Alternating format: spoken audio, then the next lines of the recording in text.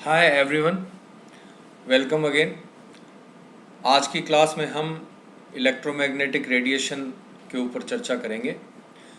जैसा कि आपको याद होगा, पिछले लेक्चर में हमने रिमोट सेंसिंग के जो फंडामेंटल एलिमेंट्स हैं, 7 फंडामेंटल एलिमेंट्स, उनके ऊपर चर्चा की थी। और उनमें से पहला जो तत्व था वह था कि किसी भी प्रकार की पृथ्वी के धरातल की रिमोट सेंसिंग करने के लिए हमें एक एनर्जी का सोर्स चाहिए। तो उस एनर्जी के सोर्स को हम नॉर्मल हमारी आम बोलचाल की भाषा में सनलाइट या सौर ऊर्जा कहते हैं। टेक्निकली उसको हम इलेक्ट्रोमैग्नेटिक रेडिएशन कहेंगे। हम हमारे चारों ओर का जो संसार है, जो चारों ओर की दुनिया है, हमारा वर्ल्ड है, उसको हम देख कैसे पाते हैं। यह एक बिल्कुल ही सिंपल सी लगने वाली प्रोसेस है, जिसमें कि सूर्य से सौर ऊर्जा या रोशनी आती है, लाइट एनर्जी आती है। वह हमारे चारों ओर की चीज़ों से के ऊपर गिरती है, टकराती है, वहाँ से रिफ्लेक्ट होकर यह हमारी आँखों तक आती है और हम चीज़ों को देख पाते हैं। हमारी आँखों में सेंसर्स हैं जो कि कॉन्स या रॉड्स की फॉर्म में होते हैं, जो अलग अलग रंगों को पहचान पाते हैं और उन जो भी वस्तुओं से टकरा के लाइट आई है उसकी इमेज हमारे रेटिना पर बनती है और हम चीज़ों को देख पाते हैं। इसी तरह से रिमोट सेंसिंग में भी सूर्य से आने वाली जो लाइट है वह हमारे चारों ओर की चीज़ें, जैसे कि जंगल, कोई झील, खेत, कोई बड़ी बिल्डिंग, सड़क इत्यादि के ऊपर गिरती है। वहाँ से टकराकर वो रिफ्लेक्ट होती है और हमारी आँखों तक पहुँचती है। उसी तरह से वो लाइट एक सैटेलाइट के सेंसर तक भी पहुँचती है और सैटेलाइट के सेंसर में जिस तरह से हमारी आँखों के अंदर कॉन्स और रोड्स हैं, उसमें भी रिसेप्टर्स लगे होते हैं अलग अलग रंग की लाइट को कैप्चर करने के लिए। और जिस तरह से रेटिना पर इमेज बनती है उस तरह वहाँ भी वो रिकॉर्ड होकर एक इमेज बन जाती है। सो द प्रोसेस बिल्कुल सिंपल है, काफ़ी कुछ सिमिलर है। हम जैसे चीज़ों को देख पाते हैं उससे ही सूर्य से लाइट रवाना हुई, हमारे चारों ओर के जो फीचर्स हैं, जंगल, खेत, मैदान, बिल्डिंग इत्यादि, उसके ऊपर गिरी, वहाँ टकराई, हमारी आंखों तक पहुँची।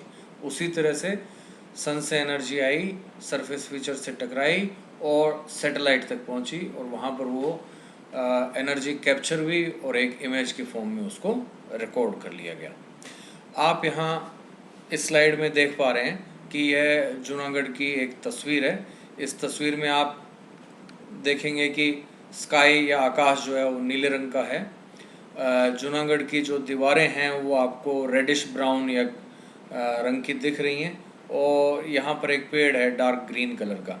तो यह हमारी आंखें जो है रंगों के सेंसेशन को देख पा रही हैं। हम चीज़ों को अलग अलग रंगों में इसलिए देख पाते हैं कि यह एक लाइट के द्वारा क्रिएट किया गया सेंसेशन है और यह लाइट अथवा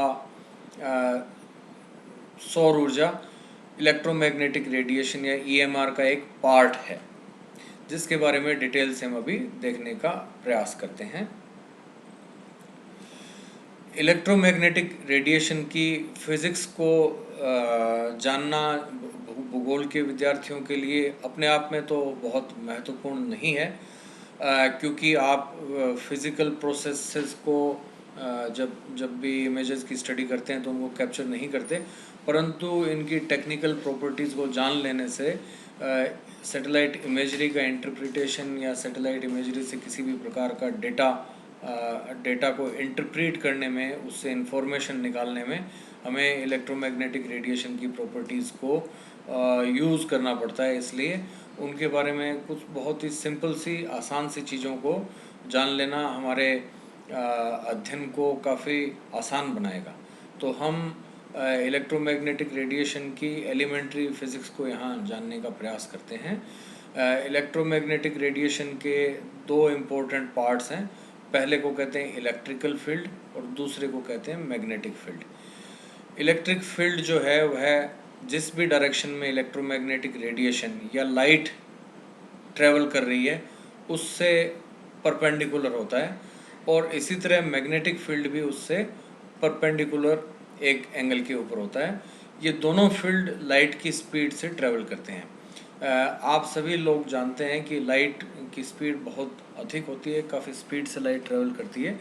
1 सेकंड में लाइट करीब 3 लाख किलोमीटर का डिस्टेंस कवर कर लेती है। सूर्य की सतह से पृथ्वी तक लाइट को पहुंचने के लिए करीब 8 मिनट लगते हैं। और इलेक्ट्रोमैग्नेटिक रेडिएशन की स्पीड भी लाइट की स्पीड सेम है, दोनों में कोई फ़र्क नहीं है, क्योंकि लाइट इलेक्ट्रोमैग्नेटिक रेडिएशन का पार्ट ही है। हम इस फिगर के द्वारा भी इन दोनों फील्ड्स को जानने का प्रयास कर सकते हैं।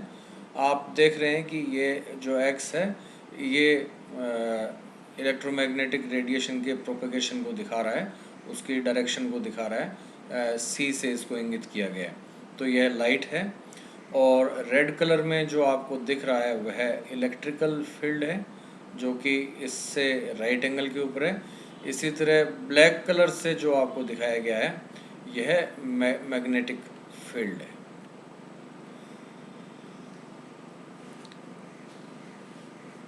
EMR की दो इम्पोर्टेंट करेक्टरिस्टिक्स हैं इन फील्ड्स के अलावा। वे करेक्टरिस्टिक्स हैं वेवलेंथ, जिसको कि लैम्डा साइन से डिनोट किया जाता है, एवं इसके अलावा दूसरी जो इम्पोर्टेंट इसकी करेक्टरिस्टिक है उसको फ्रीक्वेंसी बोलेंगे, और फ्रीक्वेंसी को हम हर्ट्ज़ के द्वारा जानते हैं। यह एक सिंप्लीफाइड फिगर है जिसमें कि वेवलेंथ की प्रॉपर्टीज़ को समझाने का प्रयास किया गया है। आप देख सकते हैं वेव्स से आप फेमिलियर हैं, साउंड वेव से, वाटर वेव से। उसी तरह ये लाइट वेव्स की यहाँ पर बात हो रही है, और यहाँ हम जानने का प्रयास कर रहे हैं कि ये वेवलेंथ क्या होती है। आप देख रहे हैं कि ये डायरेक्शन है रेडिएशन के प्रोपेगेशन का, और ये जो कर्व है ये वेव है। तो एक क्रेस्ट से दूसरे क्रेस्ट के बीच की दूरी, जिसको वेवलेंथ कहते हैं, लैम्डा कहते हैं। फर्स्ट वाले फिगर स्केच के मुकाबले आप देखिए दूसरा जो स्केच है, यहाँ पर हम देख पा रहे हैं कि इन दो क्रेस्ट के बीच की दूरी जो कि यहाँ दिखाई गई है, और इन दो क्रेस्ट के बीच की दूरी में फ़र्क है। यहाँ दो क्रेस्ट के बीच की दूरी कम है, यहाँ दो क्रेस्ट के बीच की दूरी ज़्यादा है। इस तीसरे स्केच में आप आएंगे तो आप देखेंगे कि इन दोनों क्रेस्ट्स के बीच की दूरी पहले दो के मुकाबले काफ़ी ज़्यादा है। तो इस स्केच के अंदर वेवलेंथ बड़ी है, यहाँ वेवलेंथ शॉर्टेस्ट है, और यहाँ वेवलेंथ मीडियम लेंथ की है।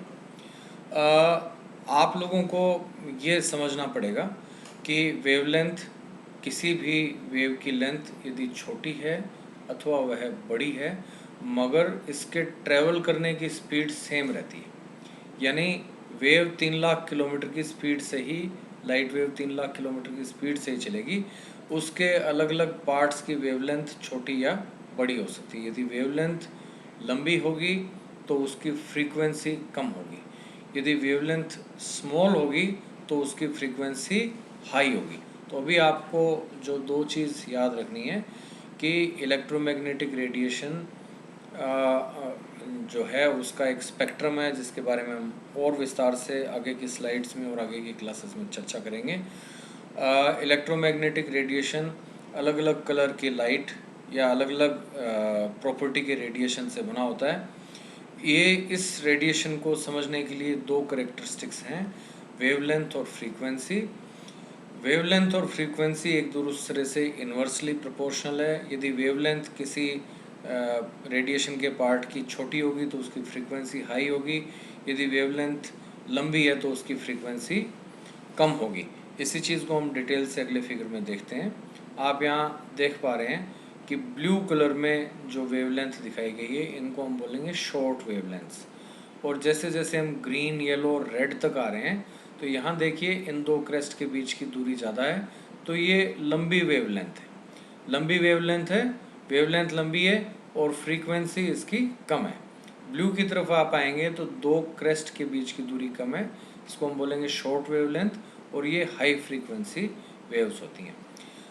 एक चीज़ आप अभी और समझ लीजिए, इस पर हम फिर बाद में भी लौटेंगे कि हाई फ्रीक्वेंसी और शॉर्ट वेवलेंथ की जो वेव्स होती हैं उनका एनर्जी लेवल बहुत ऊंचा होता है, उनको हम हाई एनर्जी वेव्स कहते हैं।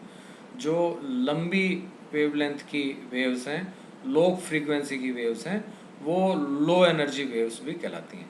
फॉर एग्जांपल रेडियो वेव्स या टीवी वेव्स या माइक्रोवेव्स, जिनकी सहायता से आप टीवी ऑपरेट कर पाते हैं, मोबाइल को आप ऑपरेट कर पा रहे हैं, या आप रेडियो पे एफएम सुन पाते हैं, ये भी इलेक्ट्रोमैग्नेटिक रेडिएशन का ही पार्ट है। और लॉन्गर वेवलेंथ्स वाला इलेक्ट्रोमैग्नेटिक रेडिएशन है। आप कभी बीमार हो जाते हैं, आपको कोई चोट लग गई, आपकी हड्डी में दर्द है और आप डॉक्टर को दिखाने गए और डॉक्टर आपको कहता है कि आपको एक्सरे कराना पड़ेगा। तो जब आप एक्सरे मशीन के नीचे लेटते हैं तो वहाँ पर जो वेव्स आपकी बॉडी के थ्रू क्रॉस कराई जाएंगी, या जो रेडिएशन क्रॉस कराया जाएगा, उसको हम एक्सरे कहते हैं। तो वह शॉर्टर वेवलेंथ्स का रेडिएशन है, जिसकी की फ्रीक्वेंसी बहुत हाई होती है। तो आपको इलेक्ट्रोमैग्नेटिक रेडिएशन के रिमोट सेंसिंग के अलावा मैंने दो और एग्जांपल दिए हैं। एक छोर के ऊपर मैंने एक्सरेज की बात की है कि उस एक्सरेज रेडिएशन से आपको एक्सपोज किया जाएगा जब आपकी कोई हड्डी टूट जाती है, तो वो रेडिएशन आपके स्किन के थ्रू पेनिट्रेट कर जाएगा और आपकी जो बोन्स हैं उससे टकराएगा। बोन्स को पेनिट्रेट नहीं करता, वहाँ से रेडिएशन रिफ्लेक्ट होकर आएगा और एक्सरे की जो फिल्म आपको मिलती है उसके ऊपर रिकॉर्ड होगा। यदि वहाँ पर कहीं बोन में फ्रैक्चर है तो वो उस इमेज में फिर रिकॉर्ड हो जाता है।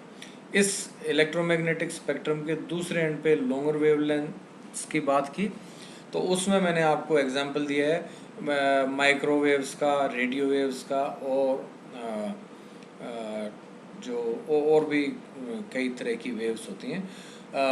माइक्रोवेव्स की यदि हम बात करें तो माइक्रोवेव्स ही वो इलेक्ट्रोमैग्नेटिक रेडिएशन का पार्ट है जिसका इस्तेमाल आपके मोबाइल फ़ोन्स करके जो भी आप बात करते हैं उन सिग्नल्स को मोबाइल टावर तक भेजने के अंदर ये वाला इलेक्ट्रोमैग्नेटिक रेडिएशन का पार्ट काम आता है। इन दो एक्सट्रीम्स के बीच में भी इलेक्ट्रोमैग्नेटिक रेडिएशन के अलग अलग पार्ट्स हैं, जिनमें से एक पार्ट को हम लाइट एनर्जी कहते हैं, जिसके द्वारा हम चीज़ों को देख पाते हैं। सो यहाँ पर हम देखेंगे कि जो दो इम्पोर्टेंट प्रॉपर्टीज़ हमने बात की थी, वेवलेंथ और फ्रीक्वेंसी, वो निम्न फॉर्मूला से एक दूसरे से रिलेटेड है। यहाँ सी से तात्पर्य स्पीड ऑफ लाइट से है, जिसके बारे में मैंने बताया था कि लगभग 3 लाख किलोमीटर एक सेकंड में चलती है। तो speed of light C is equal to lambda यानी वेवलेंथ और वी यानी फ्रीक्वेंसी हर्ट्ज़ में। सो दोनों एक दूसरे से रिलेटेड हैं। यदि वेवलेंथ छोटी होगी तो फ्रीक्वेंसी अधिक होगी, जो कि हाई एनर्जी वेव्स में है। यदि वेवलेंथ लंबी है तो फ्रीक्वेंसी लो होगी।